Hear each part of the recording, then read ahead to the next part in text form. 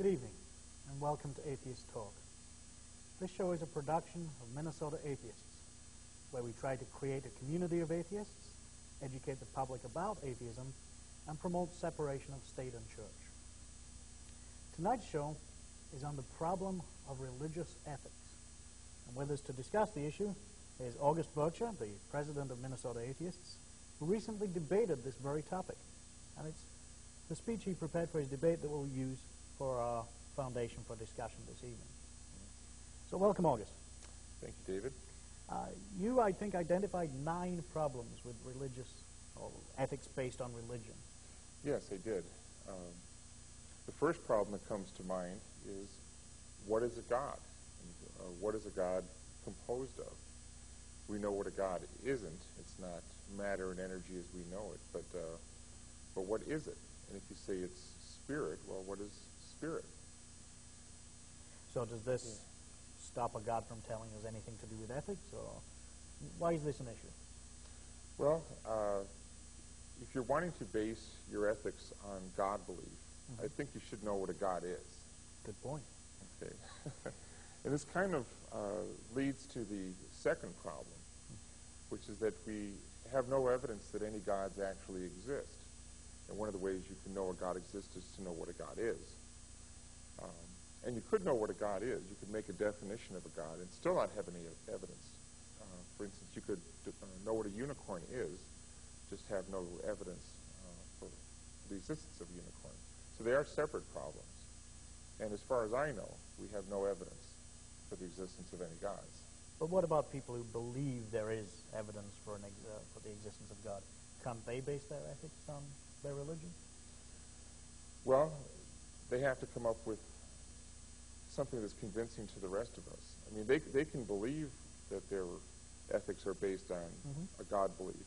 But if they're trying to, like, for example, legislate it on the rest of us, then I think it's incumbent on them to give us some evidence that their God actually exists. True, an important distinction, thank you. Yeah. So what's the third problem? Well, the third problem, and this comes from the ancient Greeks, and I don't know which one exactly. You're more of a scholar than I am in this area, but the question is God telling us something is ethical because an absolute good and bad exists apart from God, and God is just telling us what it is? In that case, God would be the messenger. And we might have some way of discovering what is ethical apart from God. If God's just the messenger relaying an absolute good and bad, we might not need a God then. Okay. And then the other problem is something good or bad simply because God says it is? In that case, we would need the God because God's the one that's telling us what's good or bad. Sure. But then what's good or bad becomes arbitrary. It's up to the God. God could change his mind. But God doesn't change his mind, surely. Well, we don't know that. And God at least has to have the power to change his mind, or he's not all-powerful. So he has to have the ability to change his mind, and if he can, then the ethics are arbitrary. It's just whatever God decides. And of course, flooding the earth because he regretted making man and all the animals is probably an example of changing your mind in a really big way. So there is that true. So this is Epicurus, by the way. Okay. What is then, if a God can't be shown to exist and we can't really describe a God accurately, why can people say that ethics do flow from God? Why is that a very, very common statement? Well, I wanted to get into the fourth problem. Okay. I don't know if this addresses it or not, but let's suppose we knew what a God was. Okay. Some religious person says, God is spirit, and I know what a spirit is. And I know that there must be a God, because, let's say, the argument from design, the universe is so complex, there has to be a God. So let's say they have answers sufficient for them, okay, for those two. Then the question becomes, which of the thousands of gods is the true God? See, not all gods have the same set of ethics. So it's important to know which is the true God so we can follow that God's ethics. And how do we determine what the true God is? Is it revelation? Well, people have all kinds of revelations about different religions. So we can't really use revelation. And besides, how could you distinguish revelation from a really good hallucination? I mean, they would both seem... Especially with temporal lobe stimulation, being able to duplicate religious experience. Yeah. But are we really just being a bit pedantic here? I mean, we're living in America. It's an American society, 87, 88% Christian. Most people say that ethics and good morality springs from a God. They think they know what a God is, the God of the Bible, the Christian Bible. They have an idea of the Ten Commandments and the Golden Rules and the works of Jesus. Why can't we base ethics on that? What's wrong with that? Well, let's take a look at the Bible. And I would say that if you're going to pick the Bible, it's an arbitrary decision. Because I haven't seen enough proof to say that gods exist, that it's the Christian God, that God has a reliable way of giving us his message. But let's pick the Bible. The books of the Bible were assembled in the 300s of the Common Era. And as far as I know, at that time, there was no evidence presented that God divinely inspired these books as opposed to these other books, the recently discovered Gospel of St. Thomas, for example. Some people think that should belong in the Bible. So it seemed to boil down to faith, politics, and power as to which books got in the Bible. Certainly the books that agreed with the Nicene Creed and all that good stuff. And today, even, the Catholic Bible has different books in it than the Protestant Bible. Absolutely true. But they don't differ. I mean, let's play, I guess, God's advocate instead of a devil's advocate. They don't differ too much. They have the Ten Commandments. They agree on that. The Sermon on the Mount stays the same. Blessed are the peacemakers. Yeah. Well, of course, there are different versions of the Ten Commandments in the Bible. Absolutely true. Yeah. Well, you can find good things in the Bible, but you're also going to find some really rotten things in the Bible. This is true. And so, ask the Amalekites, except you can't because they're all being slaughtered. So, the question arises: if the Bible is the Word of God, then everything in it should be true. And if you're going to pick and choose and pick the good stuff and ignore the bad stuff in the Bible, then you're making an arbitrary decision. And you're basing that decision on your own conscience, your own sense of what's good and bad. So I guess that's the fifth problem we were coming up to here, no reliable means of determining what God's message is. That's probably an interesting thing to spend a little bit of time on. Another thing I wanted to bring up about that is, what if you find good messages that appear in the Bible in earlier pagan texts? I mean, obviously, people weren't just killing each other randomly until the Hebrews appeared on the scene. People always have had systems of ethics, Code of Hammurabi, for example. So if good ethics appear in earlier pagan texts, is that the Judeo-Christian God inspiring those good ethics? Or is it a pagan God? And how can we tell? Interesting point. Interesting point. If you then have a bunch of scriptural writings from a bunch of different religions, sometimes they agree, and in fact most of the time they agree on core ethics. The Golden Rule, for example, occurs in literally dozens and dozens of Jewish, of Zoroastrian, of Egyptian, Babylonian, Assyrian, Greek, Roman, all those writings. Yeah, and there's a couple versions of the Golden Rule. Sure. You know, do unto others as you would have them do unto you. And then the negative version, don't do unto others. Yep. And at least the negative version doesn't cause you any problems. You just withhold an action. The problem that I see that comes up sometimes with the do unto others is the Christians will say, well, if I didn't know Jesus, I would sure want somebody to introduce me to Jesus and do whatever they could. So if I was not Christian, I would want to be evangelized. Therefore, I will go and do unto others and evangelize them. True. A minor inconvenience. Wouldn't exactly call it evil, but probably not something I'm too fond of. But what about the inerrant Bible? There's a Bible there that says God's true message is in the Bible. It may have to be interpreted. It may have to be understood in the light of the times and the society. But that's the truth. The truth of God's will and the truth of God's morality is in the Bible. So what's your problem? Well, let's take a look at the Bible. And this raises our sixth problem, the problem of evil. Why would an all-powerful, all-loving, all-ethical God create evil? seem to be an internal contradiction. Mm-hmm. He had, I think in Isaiah 45:7, he said that darkness and evil springs from the Lord. Right? Yeah, in the Bible there are at least 3 places where it says that God creates evil. Isaiah 45:7, as you said. Another one is Lamentations 3:38. Is it not from the mouth of the Most High that both calamities and good things come? Sure. And Amos 3:6, when disaster comes to a city, has the Lord not caused it? But I'll play God's advocate again for Okay. a while.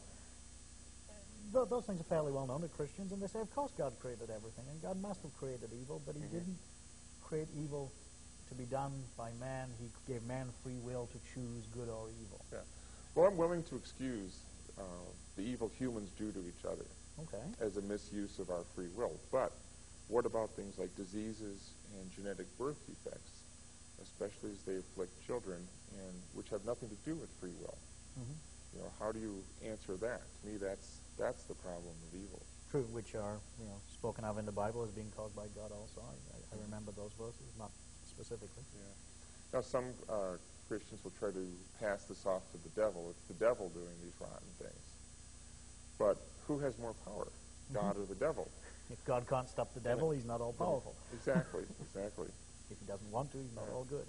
And another excuse that's brought up for the existence of evil is that there's some unknown greater good so therefore this is a lesser evil, and without this lesser evil, you couldn't have the greater good. That sounds awfully like utilitarianism to me. Yeah. But we're never told what this greater good is.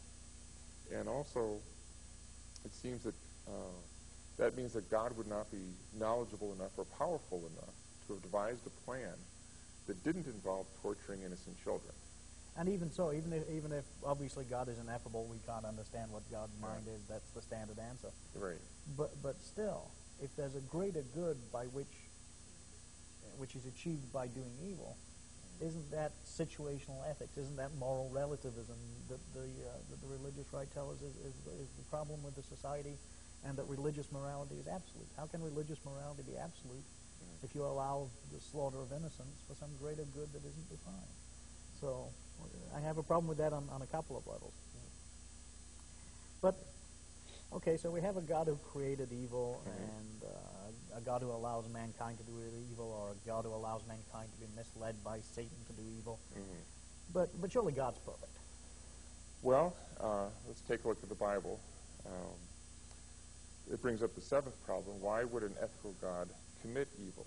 Actually, not just create it in general on earth or in the universe, but actually commit evil acts himself. And we have some examples. Go ahead. God condemning the offspring of Adam and Eve for the sins of Adam and Eve. Now, if we were to put this into practice, we'd all have to put ourselves in jail, because all of us somewhere have an ancestor who broke the law. And if the offspring are to be punished for the sins of the ancestors, well, we'd all have to, put ourselves in jail. Sure. But original sin's a bit deeper than that, though, in most Christian teachings. They say that that's the knowledge of sin, the knowledge of good and evil, and that's really the problem. That's where a lot of evil comes from, is the fact that original sin caused mankind to have this knowledge. I'm still not entirely sure why God put the apple there if he didn't want them to have that knowledge, but still. Well, we're kicked out of paradise, and not just Adam and Eve, but all of us. And shouldn't all of us have been given the chance to obey God or not, and then be punished accordingly? Good point, because once we'd seen the examples of all the people being punished, Yeah. we'd have probably decided to go along and not eat the apple. Exactly. I know I would. Yeah. But Well, what other evil does God do? God and evil is a strong claim. A Yeah. lot of people would say that's not true. Yeah. What's Well, going on? well, let's take a look at the alleged worldwide flood. Of course, there's no evidence there actually was one, but for the purposes of the Bible, we can assume. And here God kills practically everybody on earth, including innocent children, once again. And I don't think this is the kind of behavior we would want to emulate. I don't think anyone thinks it's ethical if we were to nuke ourselves off the planet, which would be the modern-day equivalent of a worldwide flood. Probably not. Yeah. Another example is Onan. The seed. In Jewish law, if you're a guy and your married brother dies before he can have offspring, it's and you're not married yourself. It's up to you to marry the widow and produce offspring. Well, this fell to Onan to do, and I guess in the middle of going at it hot and heavy with his brother's widow, he decided to pull out and spill his seed on the sand. God killed him for that. And again, I don't think that's a very good ethical example that God is setting for us. Which ironically is the contraceptive method recommended by the Catholic Church, but still. Now, one of my favorite ones of God committing evil is the story of Exodus and the 10 plagues. Now, after most of the plagues, Pharaoh at first relents, but then when it comes time to actually free the Israelites, he hardens his heart, changes his mind, and gets sick with another plague. Okay. Now, first there's just the injustice of punishing all the Egyptians for one man, the Pharaoh. But we still have the greater good here. So, but interestingly enough, it gets even worse than that. After plagues 6, 8, and 10, it's not, Pharaoh decides to let him go, but then it's not Pharaoh who hardens his heart. It says in the Bible, God hardens Pharaoh's heart. And what's the purpose of this? So that God can perform some more sadistic magic tricks? So in other words, what you're saying is that Pharaoh would have stopped after the 6th plague and let everybody Perhaps. go and avoided the following 4. Because after the 6th, the 8th, and the 10th, it specifically says God hardens Pharaoh's heart. So there goes free will. So the Pharaoh and the Egyptians are being punished for something that's not a matter of free will. Also, it even says before the plagues begin, God says, I will harden Pharaoh's heart, and though I multiply my miraculous signs and wonders in Egypt, he will not listen to you. So even before the story begins, God is setting the stage to just inflict all kinds of pain on people, just to show off, or who knows why. But what about the argument, which is, I would imagine, fairly quick to come up when we raise these points, that says that in God there can be no sin, God obviously being perfect, therefore what God does must be beneficial, must be moral by definition, so that even if God does something which would be evil to me, slaughtering the thousands of people, killing every living creature on earth, various means of death, destruction, and conquest, it's not evil because God does it. Right, but he says in the Ten Commandments, thou shalt not kill, and yet he himself kills. I think it's fair to judge a lawgiver by whether he obeys his own laws. Otherwise, it seems like hypocrisy to me. Sure. But, okay, so God has a special dispensation to commit evil, let's say. We're never going to convince believers that God can't do what he wants without being evil. But is that still saying that he causes evil? Can't we still base our ethics on what he says we should do rather than what he does? Do as I say, not do as I do? Right. What's wrong with that? Well, as we just discussed, God creates evil. He himself commits evil. But not only that, he orders humans to commit evil acts. So that really tells you that you can't use God belief, especially Bible belief, as the basis for ethics. I'll give you some examples of evil that the biblical God orders us to commit. According to the Bible, the following people should be killed. People who curse or blaspheme the Lord. People who worship another God. Oh, I'm fine there. Witches and wizards. Non-virgin brides. Gay men. Doesn't seem to be any reference to lesbians in there, but fine on that one. Yeah. Disobedient sons. Whoop, I'm gone there. People who curse their father or mother. Somewhat. Yeah. Someone who works on the Sabbath day. Oh, definitely. Should be killed. That long ago. We should mention that the essence of this program will be on our website in an essay form, and we can give that essay will have all these references that we're. What about one of my favorites? It's in Deuteronomy, I think somewhere in the 20s, 21, 22. Yeah. And it's the punishment, for disobedient children. I think you mentioned disobedient sons in the. What is the punishment for disobedient sons? Well, you take the son. The son won't hearken unto the voice of the father and the mother. You take him out to the gates of the city, and all the men stone him to death. That's what you do do with a disobedient son, so you better mind your P's and Q's there. Gosh. That's religious ethics. Yeah. Well, another example in the Bible, when the Israelites defeat the Midianites, and they kill all the adult men, presumably the soldiers, Moses, acting as an agent of God, orders, "Now therefore kill every male among the little ones." You've already killed the adults, now kill the male children. "Kill every woman who has known man intimately, but all the girls who have not known man intimately, spare for yourselves." I don't think that's very ethical behavior. So kill children and rape the virgins. Okay. Yeah, for God to be... So that's the eighth problem, why an ethical God would allow us, or order us even to commit evil. Yeah. What's the ninth problem? Well, I want to get one more thing Okay. in on that. Slavery. Briefly, if we could. Slavery, yeah. The Bible condones slavery, and it says, for example, if a man sells his daughter as a female slave, she is not to go free as the male slaves do. And according to the Bible, it's okay to own slaves as long as you purchase them from the nations around you. So I guess Canadian and Mexican slaves would be... But not okay. American slaves. Right, right. And in fact, a slave owner can beat and kill a slave, but only if the slave takes a day or two to die, not if it dies immediately. Well, that's very ethical. So, yeah. Well, the ninth problem are contradictions within the Bible and conflicting beliefs among Christians themselves. Okay, so let's talk about some of the conflicting ethical Yeah. beliefs. Well, the first one, of course, is if someone injures us, do we seek an eye for an eye, or do we turn the other cheek?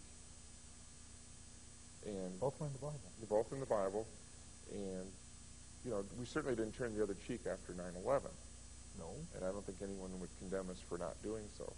We didn't say, you know, here's the Sears Tower, you know, go in and bomb that too. You know, so, also, and this is interesting, a lot of people claim that America is a Christian nation, and yet there are at least 5 places in the Bible that says rebelling against the king is unethical. To support the divine right of I kings. think we did that at one point. Yeah. So, and there's the conflicts among Christians themselves. The Christians that cannot agree on whether such things as masturbation, premarital sex, homosexuality, abortion, euthanasia, Gay marriage now. the death penalty, whether these things are ethical. And you'd think that a God would have taken an unequivocal position on these things. Make yourself clear. And, yeah, and yet, These are your people here. yet there's all this conflict around it. Absolutely true.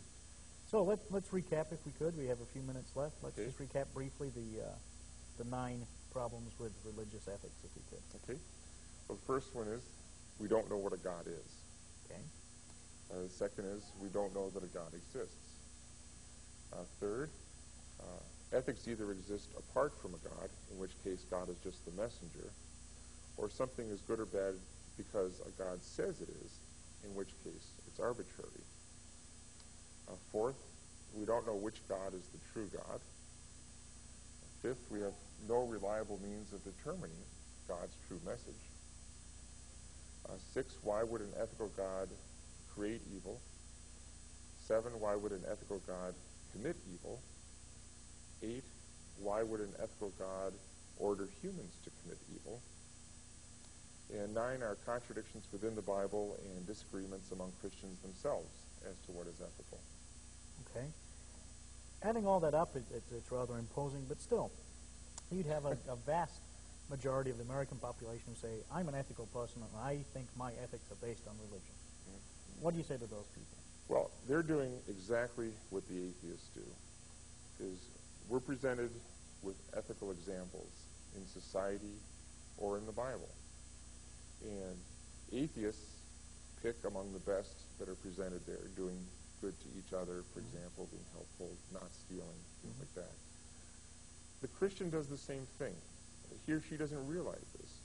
But what they're doing is they're focusing on the good passages in the Bible. And there are some good ethical examples in the Bible. We shouldn't pretend that there aren't. So they're picking and choosing. And they're choosing not to kill their disobedient sons. Mostly. Yeah.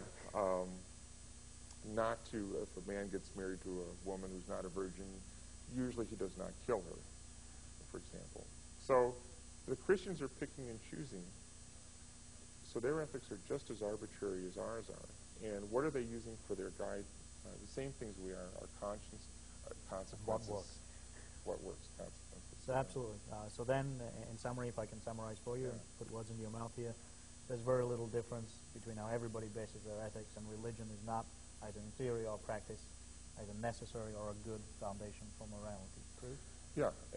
Good ethical systems don't need religion to support them. It's only the bad ones that need religion. How else could you justify things like the Inquisition, Salem witch trials, 9/11, gay bashing? You have to have religion. You can't. There's no secular way to justify those things. Very telling point. And with that, I think we'll close the show. Thank you very much, August, for being there. Been very informative and interesting. Thank you, David. If you've been informed and interested, and you'd like to hear more about us, you can contact us at the phone number or web address that has been shown throughout the show. We can send you a free copy of the Minnesota Atheist, or award-winning newsletter. And remember, if you're interested in us, we're interested in you. Thank you, and good night.